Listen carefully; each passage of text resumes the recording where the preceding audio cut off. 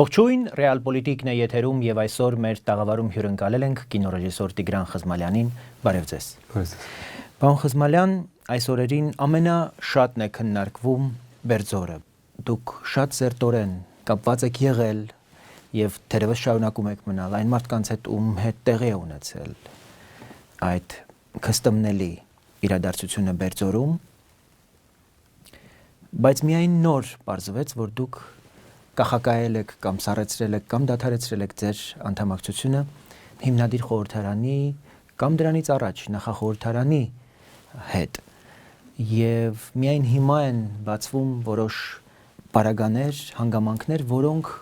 ավելի ցցուն են դարձնում այն խորքային պատճառները, որոնք կարող էին բերել հասցնել Բերձորին։ Ձեր դիտարկմամբ, երբ արդեն սառել են կրքերը, երբ հնարավոր է վերագնահատել տեղի ունեցածը առանց ավելորդ լարումների, ինչու էր պետք դեկտեմբերից հետո տեղափոխել այս ավտոերթը, շատ լավ իմանալով կամ կասկածելով, որ ելքը կարող է հենց այսպիսին լինել։ Պետք է հասկանալ ինչ է պատահել, ինձ թվում է, որ դա 3 բառով կարելի է բնութագրել սովորական պետական ահաբեկչություն, ընդ որում ամենակարևոր բառը այդ 3-ից ոչ թե ահաբեկչությունն է, ոչ էլ անգամ պետական, այլ սովորական։ Սովորական է դարձել դա, եւ դա ամենաահավորն է։ Նույնքան ահավոր իմիջիալոց, որքանով էր ահավոր Գյումրվա սպանությունը։ Դա սահմռկեցուցիչ է մեզ համար, բայց դա միանգամայն առօրեական եւ սովորական է այսօրվա ռուսական կյանքում։ Մեզ փորձում են նաեւ սովորեցնել դրան։ Եվ սա քաղաքակրթական մեր զգոնությունը։ Անշուշտ, որովհետև սա քաղաքակրթական բախում է։ Ընդհանրապես Բերձորը դա մի մասնավոր դեպք է, մի ամբողջ շարքի մեջ, որ շարքը կոչված է դուրս անել մեզ հայերից որպես ազգ մեր ազգային եւ մշակութային քաղաքակրթական բնից եւ տեղափոխել մեկ այլ քաղաքակրթական հուն, որի առանցքն է այսօրվա Ռուսաստանի եւ Թուրքիայի թյուրքական պետությունների դաշինքը։ Դա բավական զվարճելի իհարկե ճակերտներում կերպով հիշեցնում է այո 100-ամյա վաղեմություն ունեցող իրադարձությունները 15-ից 23 թվականը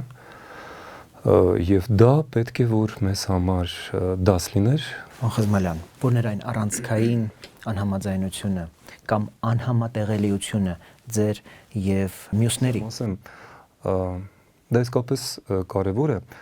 Ես եղել եմ նախախորհրդարանի հիմնադիրներից մեկը եւ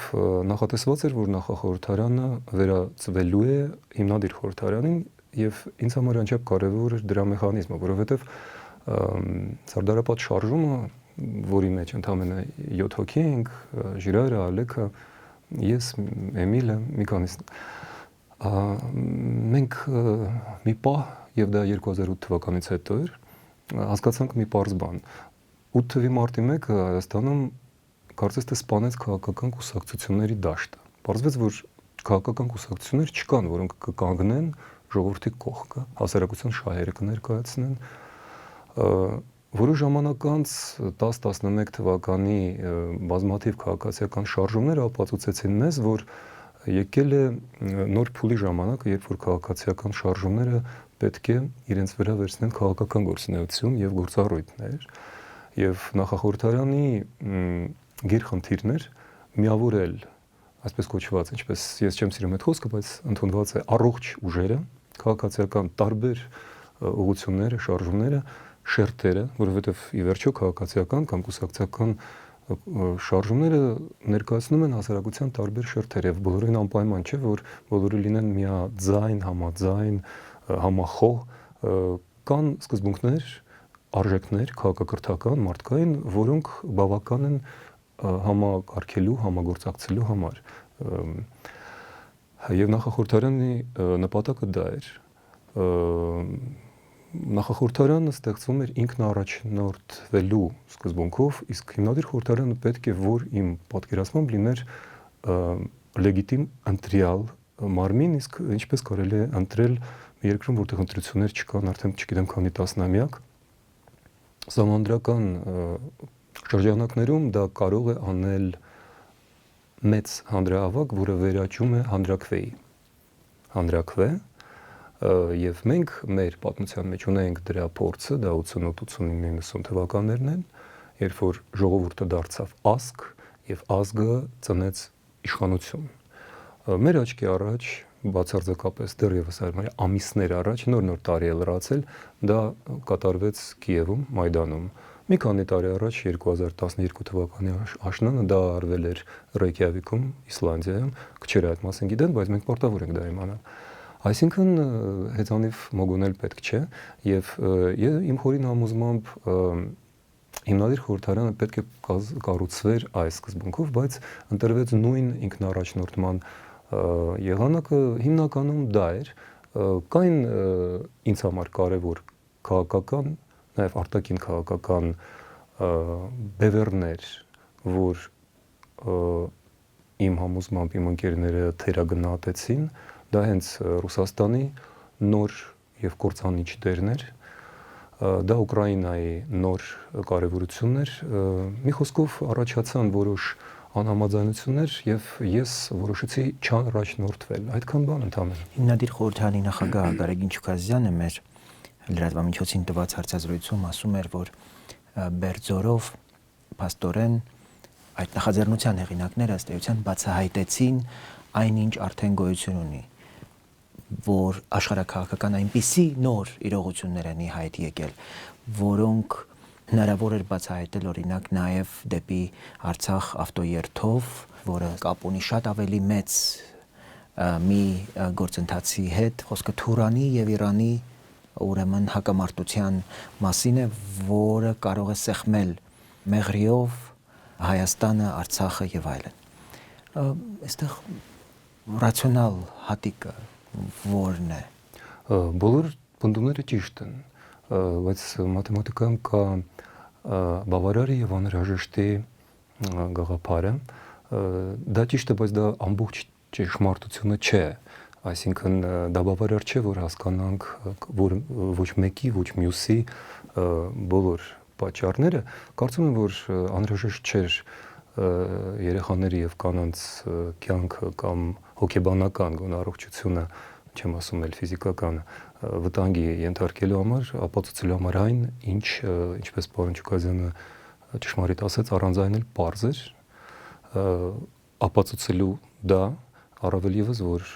կարծես թե նրանց զգուշացնում են։ Ես չեմ ընդունում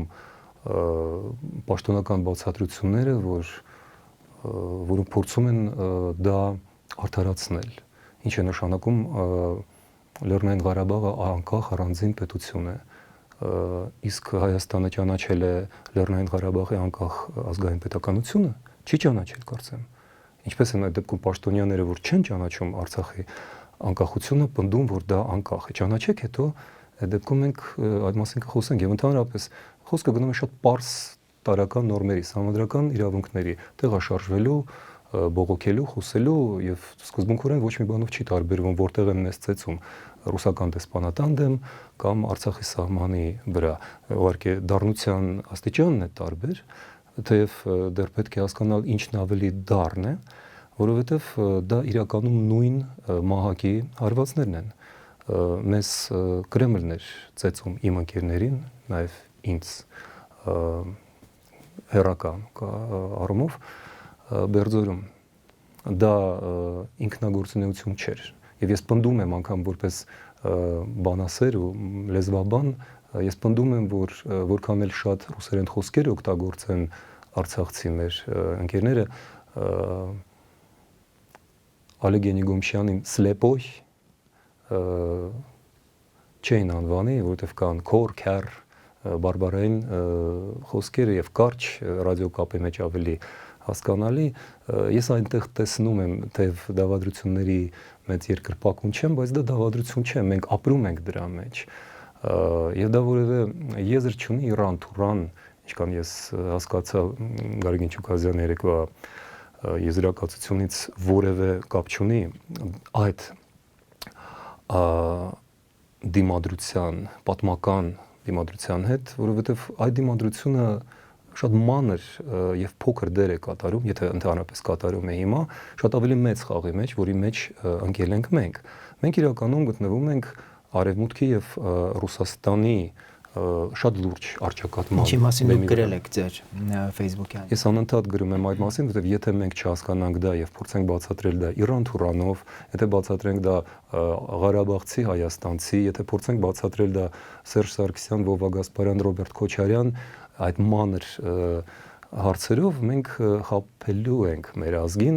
կեղծ թիրախ եւ կեղծ բացատրություն տալով, ինչով զբաղված է հիմա։ Այնուամենայնիվ, այնինչ հիմա ունենք այն զգուշացումները, որոնք արվել են, այն կասկածները, որոնք հարուցել են այդ զգուշացումները, ինչ են ձեզ առաջին հերթին մտածել տալիս։ Այդ բոլորից հետո արժեր նույնիսկ 1% կասկած ունենալով, որ կարող է դիմադրություն։ Գիտեք, Արման, ես գիտակցաբար մերժում եմ այդ հարցը, որովհետև նշանակություն չունի ինչ եմ ես մտածում արժեր թե չարժեր։ Մի պատճառով այնտեղ արյուն է թափվել։ Եվ դա նշանակում է, որ խախտվել են, ոտնահարվել են մարդու պարզ իրավունքները։ Ուներ մարդ իրավունք մտածելով կամ չմտածելով սխալ էին, մենք ինչ ենք հիմա քննարկում։ Գուցե մարդու իրավունքները մենք դրա համար ենք հասունացնել վիճակը մի այնպիսի վիճակի, որը անցանելի կդարձներ այդ ճանապարհը եւ մարդիկ կկարողանային այդ երթը։ Ես այնտեղ չէի։ Դա է իմ պատասխանը, ոչ թե այն պատճառը, որ ես գիտեի դա կլինի, ինձ չեն զգուշացրել անձամբ, իրենց զգուշացրել են։ Ես ուղղակի կարծում եմ, որ մարտի դաշտը այնտեղ չէր։ Ոչ էլ հարազատ, բայց ամայի ճանապարհներում, որով ընթանում են ավտոերթերը։ Եվ իրազեկումը ես որպես իրազեկման քաղաքական տեխնոլոգիաների եւ մեդիայի մասնագետ, ես հստակ կարծիք ունեմ այդ ամեն ինչի մասին, բայց թափվել է արյուն եւ ոտնահարվել է մարդու իրավունք։ Ուրեմն այդ ամենը դա Շարլի Էբդոյի դեպքն է իվիճալոց։ Ինչով է դա տարբերվում։ Ոչինչով։ Մարդը կարծիք է հայտնում, նրան դրա համար ծեծում են։ Մենք քննարկում ենք արժեր կարծիք հայտնել թե չէ։ Արժե Արցախում խոսել ազատությունից եւ միացումից։ Այս պահին որքանով է ակտուալ քննարկել Արցախը Հայաստանի մաս է թե անկախ միավոր է եւ որքանով է Արցախը առնչվում այն կարգախոսներին, որ Երևան է բերել հիմնադիր խորհրդարանը 100-ամյակը առանց ռեժիմի։ Գիտեք, մեղքս չթաքցնեմ, 100-ամյակ առանց ռեժիմի կարգախոսի հեղինակներից մեկն եմ ես, բայց տարի առաջ մոտավորապես երբ մենք միասին որոշում ենք մի շարք կարգախոսներ, ես այդ կարգախոսի մեջ բոլորին այլ իմաստ եմ դնում։ Մինչև ապրիլի 24-ը թվում էր ինձ, մենք պարտավոր ենք որպես ազգ ազատագրվել այս ստորացուցիչ ստրկական ստորաքարշ իրավիճակից եւ մտնել երկրորդ 100-ամյակ, եթե հաշվենք ցեղասպանություններով մեր պատմությունը, բաց ճակատով։ Միտքը դա էր, բայց ինձ երբեք չէր թվում եւ ես զարմանքով տեսա ինչպես տրանսֆորմացվեց այդ գաղափարը նրան, որ հենց 24-ին մենք դա պետք է անենք։ Հիմա ես դա էլ ճիշտ ասած չեմ ուզում քննարկել մի պարզ պատճառով, ոչ թե որ ես դրան համաձայն չեմ։ Այլ Բերտոլ Բրեխտը ասել էր իր պիեսներից մեկում, որ այսօր ծաղիկների մասին խոսելը հանցագործություն է, որովհետև այդ խոսակցության մեջ թաղված է լռությունը զանգվածային սպանությունների մասին։ Դա 47 թվականի մի պիեսում էր եւ մենք հասկանում ենք ինչը նկատի ուներ դա։ Խոսել որևէ այլ բաների մասին, ակադեմիական, պատմական մեղք է հիմա, որովհետև մեր տունը այրվում է հենց հիմա, այն հրկիզված է, եւ քննարկել կահույքի գույնը կամ կարծիոք դրսում մեկ այլ տուն, որտեղ կարելի է բաց սպառվել անձրևից, դա անմտություն է։ Մենք պետք է միայն մեկ հարցին հիմա պատասխանենք, ինչ անել, որ փրկենք մեր արժանապատվությունը, մեր մշակույթը, մեր քաղաքակրթությունը, մեր երկիրը, կներեք պաթոսի համար։ Եթե պետությունը, իշխանությունը դա չի կարող անել, պարզ պատճառներով արդեն բոլորին պարզ, ուրեմն հասարակությունը դա պետք է վերցնի իր վրա։ Եվ մեկ ճանապարհ չէ, որ առաջարկում է այս կուսակցությունը, այն առաջնորդը, այն շարժումը չէ որ ճշմարիտ է։ Մենք նախ եւ առաջ պետք է կարողանանք մեր իրական վերնախավի մեջ խիզախություն գտնել մի քանի բան անելու, հավաքվելու եւ խոսելու։ Ես շարունակ փորձում եմ հավաքել մարդկանց, որովհետեւ դիտվում եմ հիմա շատ թե քիչ որպես չեզոք գործիչ, հենց դա էլ է պատճառը, ինչու ես որևէ ճակերտների մեջ չեմ մտնում։ Մյուս կողմից քննարկումը դա ակադեմիական հետաքրքրություն չէ, որ ներկայացնում է։ Մենք ունենք 2-3 ճանապարհներ։ Եվ ամենակարևորն է, մենք պետք է խիզախություն ունենանք մեր հասարակության ասել հիմա մի բարձ բան։ Պետությունը ստեղծվում է հիմնականում մեկ պատճառով՝ ազգաբնակչության անվտանգությունը ապահովելու համար։ Մեր անվտանգությունը եւ ֆիզիկական, եւ տնտեսական, եւ պետական այսօր երաշխավորված չէ։ Ռուսաստանը, որի հետ մենք կապել ենք դաշնակցային պայմանագրերով մեր ամեն ինչը, ճակատագիրը, հոգեբանությունը, մշակույթը, այսօր դարձել է մարդատյաց, կիսաֆաշիստական, ողջ աշխարհի կողմից մերժվող եւ մեկուսացվող եւ պատժվող մի առանցք, որը մեզ քաշում է անդունդ իր հետ միասին։ Գալով Բերձորին, պարոն Խզմալյան, մենք այս օրերին բազմաթիվ գնահատականներ ենք լսում տեղի ունեցածի վերաբերյալ եւ դրանց մեջ սկսել է առանձնանալ նաեւ արտաքին հնարավոր միջամտությունը այս բոլորին։ Մենք շատ լավ գիտենք, որ տարածաշրջանում խոշոր խաղացողներ կան։ Մենք գիտենք, որ շահեր կան, մենք գիտենք, որ Հայաստանով հետաքրքրված են հարևան եւ ոչ հարևան երկրների ծառայությունները, որոնք կարող են եւ պետք է աշխատեն նաեւ տեղի հասարակական, քաղաքական շրջանակների հետ։ Դուք ինչպես եք վերաբերում այդպիսի հնարավոր ազդեցություններին։ Նախ որ մեզնով հետաքրքրում է, դա միշտ չէ որ վատ է։ Այն որ մեզնով ոչ թե հետաքրքրում են, այլ զբաղված են հատուկ ծառայությունները եւ այն որ ամբողջ Հայաստանը, փաստորեն դա ռուսական KGB, FSB, ՉԿ-ի ворճ է, դա էլ ակնհայտ բոլորին։ Սակայն հենց այս ձեր հարցադրումից ես թույլ կտամ ինձ մի փոքր եւս մի լուծում ցույց տալ, եթե քաղաքացիական հասարակությունը եւ կուսակցությունները, ինչը պարզ է, չեն կարողանում ջարդել այս պատնեշը, որի հետևում իրականում ոչ թե հանրապետական կամ ԲՀԿ-ն կամ այլ դա ռուսական կայսրության պատն է, որի մասը կառուցված այս ֆորպոստում։ Եթե դա չի կարողանել հասարակությունը, թեև փորձում է, թեև մենք նորից պետք է փորձենք, կա եւս մի ճանապարհ։ Մենք գիտենք, որ համակարգը այդքան էլ միատարր չէ։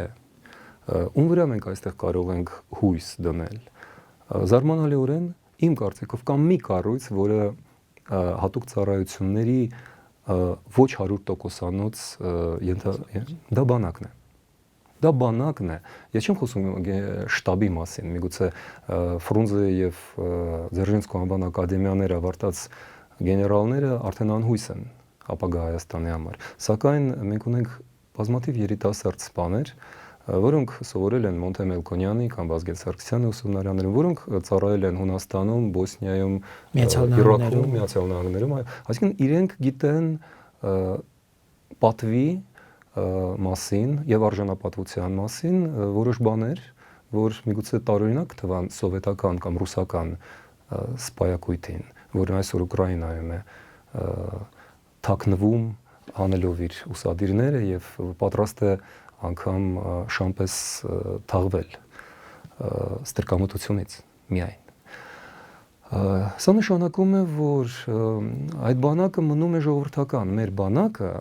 դրա կորիզը ժողովրդական է եւ բանակը չէ որ կրակում է ժողովրդի վրա, ոչ 8 թվականին, ոչ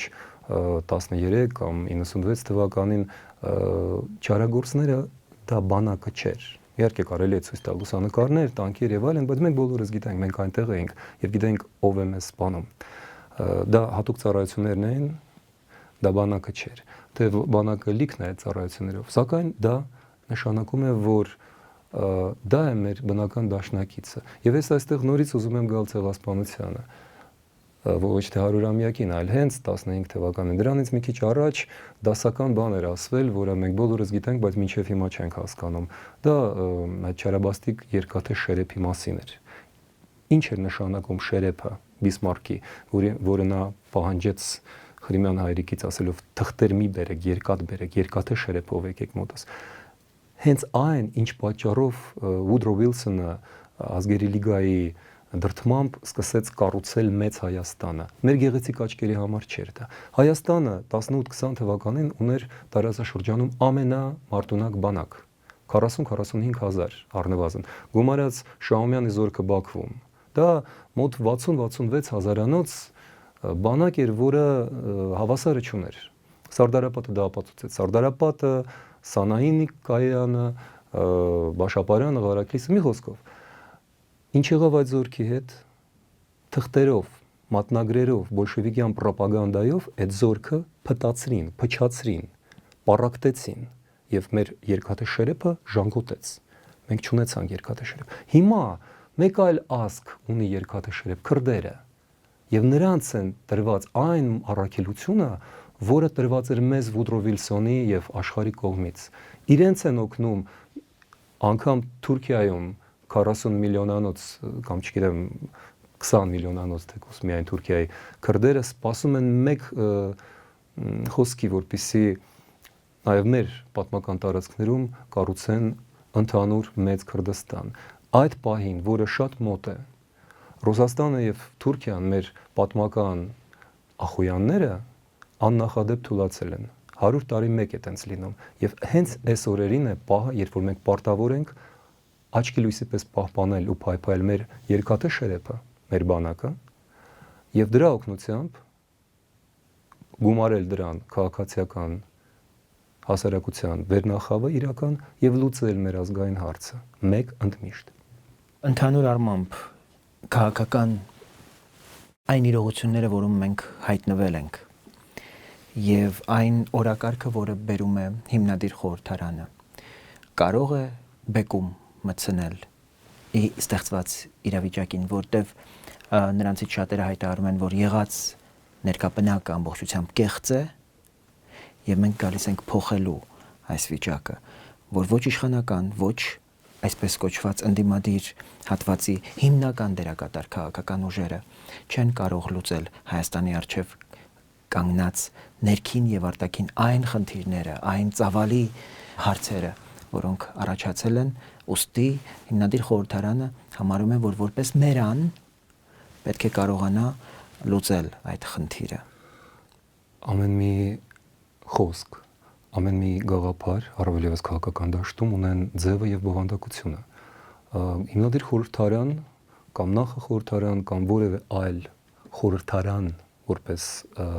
միավոր, դա այն միակ ճանապարհն է, ընտրություններով իհարկե, որը կարող է բեկում մտցնել իրավիճակի մեջ։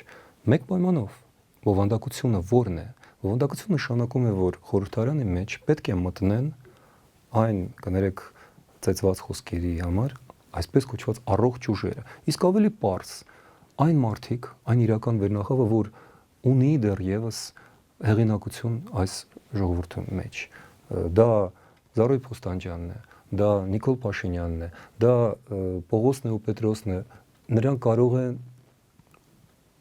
մեկն ու մեկի աչքի լույսը չլինել։ Նրանք կարող են անհամաձայնության գալ բազմաթիվ հարցերում, բայց նրանք ներկայացնում են ազգի տարբեր շերտերը եւ դրա համար կա ազատ ընտրությունների պարզ մեխանիզմ եւ հետկանչման վերահսկողության։ Այդքան բան, եթե հիմնադիր կամ որևէ այլ խորհրդարան, թող նա կոչվի ազգային փրկության կոմիտե, թող դիմադրության ճակատ կոչվի, կարևոր չէ։ Լուծում է այդ հարցը եւ իր մեջ պարունակում է այն էներգետիկան, որը բերում են իրենց հետ ժողովրդի հեղինակությունը տարբեր շերտերի վայելող մարդիկ, գործարարներ եւ հոգեվոր մարդիկ, գիտնականներ եւ զինվորներ։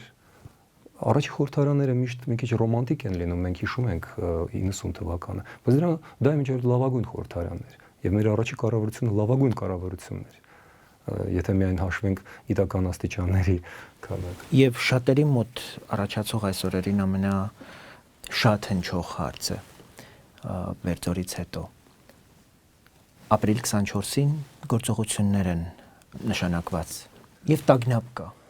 իշխանության մոտ, նաեւ Սփյուռքում, նաեւ հանրության այլ շերտերի։ Ինչ եք խորհուրդ տալիս ձեր ընկերներին, որոնք շարունակում են մնալ ձեր ընկերները, ձեր բարեկամները։ Ավելին, եթե ոչ մի բան չկատարվի եւ մինչեւ ապրիլի 24-ը եւ նրանք դուրս գան, անգամ եթե միայն այդ 20 հոգով թե 150 հոգով դուրս գան, ես կլինեմ այնտեղ եւ ես ասել եմ դա ժիրայերին։ Համաձայն չլինելով ես դուրս կգամ ուղակի, որովհետեւ ես պետք է լինեմ այնտեղ, որտեղ դու ես։ Այդ պայմանը, որ դու դուրս ես գալի։ Սակայն ես որոշումների ընդունմանը մասնակից չեմ այլևս եւ իմ կարծիքը դա միայն իմ անձնական մասնավոր կարծիք է, դա էական չէ։ Իրենք ունեն իրենց որոշումը։ Ես ուղղակի քանի որ զբաղվում եմ տարիներ շարունակ տասնամյակներով քաղաքական վերլուծություններով, կարծում եմ, որ շատ ավելի կարևոր է հասարակության համար կենտրոնանալ մարտի 1-ի վրա, որովհետև մարտի 1-ը իր մեջ ունի եւ հեղափոխական տարր, եւ հասարակության ցասման, պորտկման գաղափար եւ այն սիմվոլիզմը, որով նշмарվեց, գիտեք, այն հայկական քաղաքական ձմեռը, այն արչամկան օրը, որի մեջ մենք ապրում ենք մինչև հիմա։ Այսօր Հայաստանում 2008 թվականի մարտի 1-ի գիշերն է։ Մենք արդեն 7 տարի է չենք տեսնում մարտի 2-ը։ Այն ինչ պետք է այսօր Հայաստանին, դա մարտի 2-ը։ Հետո 3-4-ը չլուծենք այդ խնդիրը, մենք չենք կարող։ Մենք չենք կարողանա անցնել մարտի 1-ով ապրիլի 24-ին։ Ապրիլի 24-ը չի գալիս, չի գալու։ Եթե մենք մարտի 1-ին Բերձորում մարտի 1-ն էր։ Շանթի ծեծի ժամանակ մարտի 1-ն էր։ Հունվարի 15-ին, երբ ինձ էին ձերբակալել վերջին անգամ եւ մի քանի ժամ հետո նաեւ բոլոր իմ ընկերներին, երբ Գյումրիում էին մարդկանց ջարդում, դա մարտի 1-ն էր։ Մենք մարտի 1-ի մեջ ենք եւ մարտի 1-ը չենք